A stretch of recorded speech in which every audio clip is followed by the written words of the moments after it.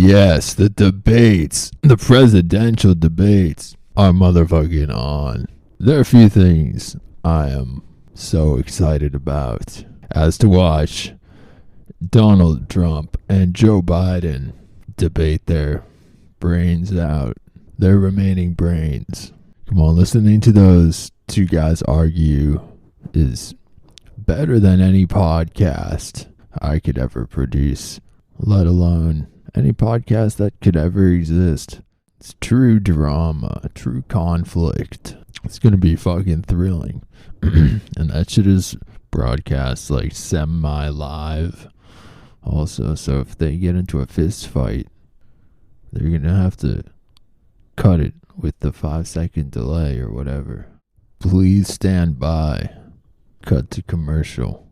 We'll be right back.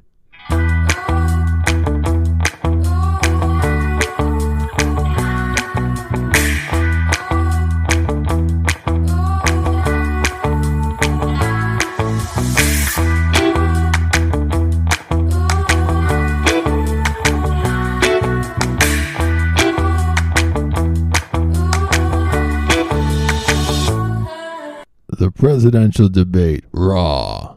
In the red corner, we have weighing in at, I don't know what, 200 and something pounds. We got Donnie Trump.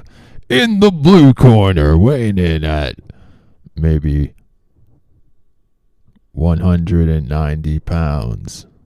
We have Joe Biden. No, I don't know. Maybe Biden's like 160, 170. Not quite 190. He'd have to hit the gym. And I'm not talking about his brother, Jim Biden. God, I love that Joe Biden's real brother's name is Jim. It's just too funny to really be true. James Brian Biden. It's Jim Biden. Because it's Joe and Jim.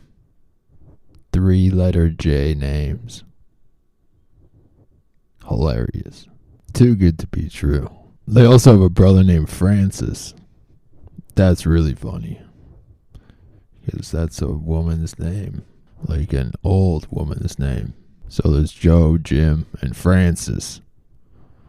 Honestly, Francis must just be like, what the fuck were you on, Mom and Dad, when you named me? How do you come up with Joe, Jim, and then Francis? Must have thought they were having a daughter. But Donald Trump was always down to debate. Joe Biden was kind of dodging the debate. Joe Biden was dodging the debate like Donald Trump dodged the draft. I guess maybe he was down in the polls. Fuck it, let's debate.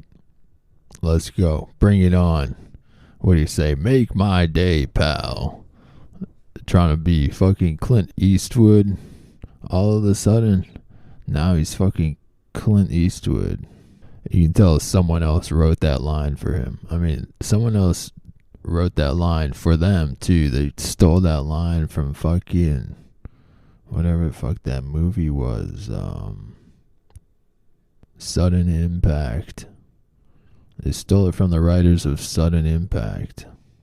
John Milius. We'll have to see how he does at the debates without the script or editing. Did you guys see his video accepting the debates? Had, I don't know, maybe 18 is the number that's coming to my head. Cuts in it for like a fucking 30-second video or whatever. So they're working their movie magic over there at the Biden camp. From script to screen. Of course, Donald Trump would have always debated anytime, anywhere, on television, national television. For some reason, that doesn't surprise me. He's the one trying to get back into the spotlight, into the White House. He needs the publicity and an excuse to get out of the courthouse, right? I feel like Donald Trump lives to debate. The art of the deal, my ass. He's all about the art of the debate, the art of arguing, of inflaming things. The Art of Inflammation by Donald Trump. Apparently Donald Trump proposed 2 more debates, but Biden's like, no. Yeah, no. We're not going to do a whole mini-series. 2 is good. It keeps it exciting. 4, it's just going to get drawn out. It'll get boring and painful rather than exciting and painful. Get it over with. Like pulling out a tooth. Or 2 teeth. Fuck pulling out 4 teeth. Donald Trump is fucking crazy. He wants to subject Joe Biden and the whole country to as much pain as humanly possible.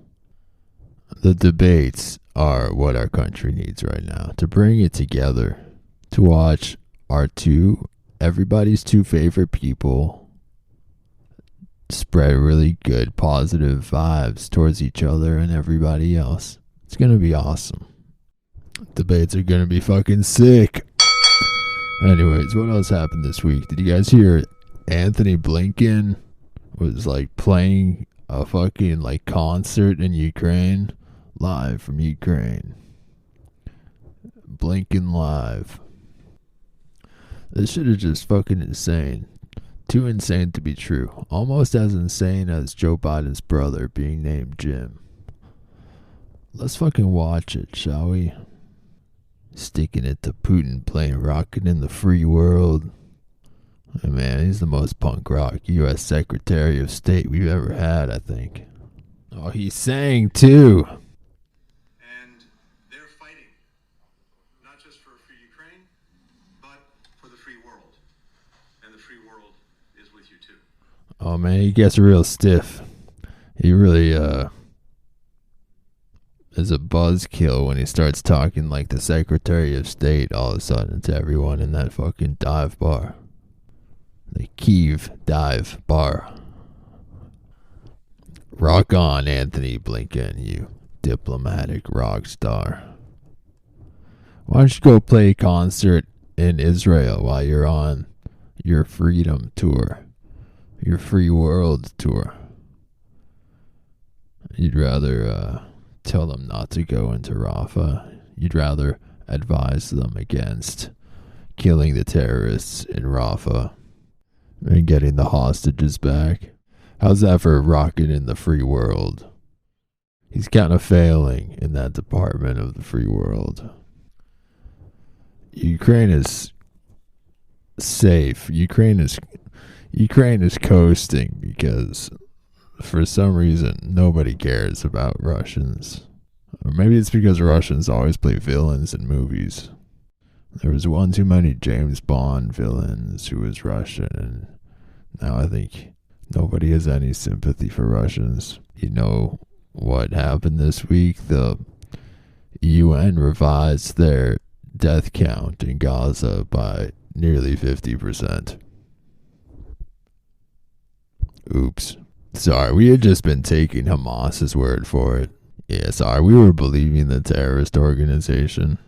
But we crunched some numbers. Yeah, it's like half. It's like half. Anyways. Alright, you guys, thanks for listening. Peace.